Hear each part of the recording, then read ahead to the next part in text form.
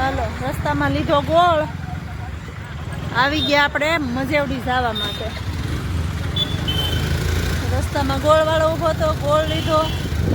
62 kilo એટલે 60 kilo અને 70 kilo છે ને લગભગ ગોળ.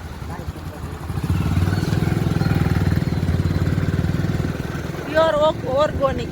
પણ બધા કરતા ગોળ અમારી બાજુ કેવા વખણાય ખબર તમને? હા ઓલા અરે ને સાંગાણી કોટડાનો ગોળ વખણાય અને મામાની લે ને એ ઓલા ગાંગડા ગોળ લે. હા જોયું છે આ લોકો ડબલાનો ભાવ લે ને ઉતલો એ કઈ કહેશે ઓલું જે કહેવાય તે ખાતરનું ગોડાઉન કે એવું કઈ કહેશે ખરું. એટલે હવે જોઈશી રસ્તામાં ક્યાંય ઠંડી તો નથી લાગતી. એક ધારની ગાડી આ કેટલા કિલોમીટર રાખવાની? 12 કિલોમીટર રાખવાની છે ને. 13 કિલોમીટર હલડી જાય એટલું થાય. ધબધબાટી બોલાવી દો આવી જાય. આપણે આવી ગયા મજેવડી ગામ, પણ અંધારું તો જો. હવે આવી ગયું મજેવડી. જુનાગઢથી આવ્યું તો ગલિયાવાડ, પછી આવ્યું મજેવડી. અને હવે એક ગામ જાય એટલે આવી જાય વારાહંભળી. જવાનું છે ત્યાં ગામડામાં, પણ અત્યારે ખાઈ ખાઈને બેસી ગયા હોય. હા અંધારું રસ્તામાં અંધારું છે. વારાહંભળી 3 કિલોમીટર છે. ચાલો 3 કિલોમીટર એટલે મને ભવનાથ જેટલું છે. ભવનાથ કરતાં થોડુંક વધારે.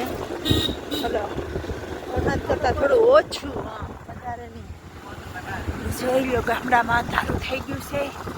આમાં હાવ જ મળવાની બીક લાગી રહી છે. પણ આ ભાઈની પાછળ પાછળ આને LED લેમ્પ છે જોયું. ભાઈની પાછળ પાછળ આપણે હેકે જઈએ, કારણ કે આ ગીરના ગામડા છે.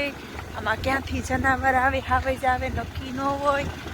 અને દીપડા તો રસ્તામાં ડ્રોઈંગ કરતા આવી જાય તો આપણે ઝૂન થઈ જાય. ગીરના અંધારાના ગામડા જોઈ લો મિત્રો.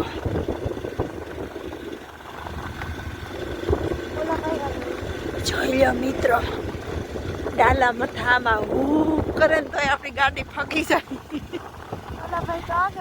એ ભાઈ તો આગળ વહી ગયા. લીવર અમે કીધું ને ક્યાંથી ખાવાઈ જ આવી જાય. ભાઈ તો ફૂટ હાંકવા મીડા. એને બીક કરી ગઈ. એટલે નક્કી ન હોય હાવે જ આવે તો આપણે પૂછડે ટીંગાઈ જવાનું થાય છે. કોના પૂછડે? પહેના પૂછડે ઓલો આવે ને પાછો જવાય, પછી પૂછડી પકડીને ગળકોટિયા ખરાને ફૂકી દે. હા છોટે ભીમમાં નથી ફાંકા આવતા, એવા ફાંકા મારવાના થાય છે. એના તો જાણે ખાલી તો વાંદરાના સાળા થાય, હાવેજના સાળા ન થાય. કૂતરાને બિચારાને સમસકડી પહેરવે, પણ આશા હોય. વિદેશમાં ઓલા નાના કૂતરાને બચ્ચા હોય ને ઘરે પાળા હોય તો 2 હાથ પકડી અને 2 ડાંગાને પૂછડીની પાછળ લટકે આમ પીસી. આવી જ રીતે અંધારામાં કોઈની બીક ન લાગે, પણ ડાલા મથા જંગલના રાજાની બીક લાગે. તો પાછો વિડીયો પછી કરશું. જય શ્રી કૃષ્ણ, જય ગિરનારી. મળ્યા પાછા નવા બ્લોગમાં.